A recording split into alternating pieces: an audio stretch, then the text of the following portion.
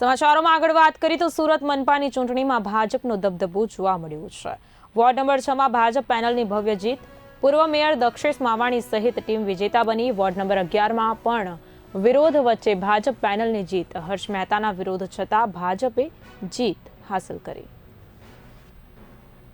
Bharatiya Janata party जीत तो निश्चित थी, पण अमरा बूथना कार्यकरो, अमरा धारासभ्य श्री, अमर शिस्त नेतृत्व मार्गदर्शन सूरत आज इतिहास रच्यो छे। जी गत वखत करता आ वखते जे भाजपनी सीट વધુ આવેલી છે गत वखत गया 5 वर्ष में जे प्रमाणे सूरत देशनु नंबर 1 महानगरपालिका प्रस्थापित थयुं। सूरत महानगरपालिका विकासना अनेक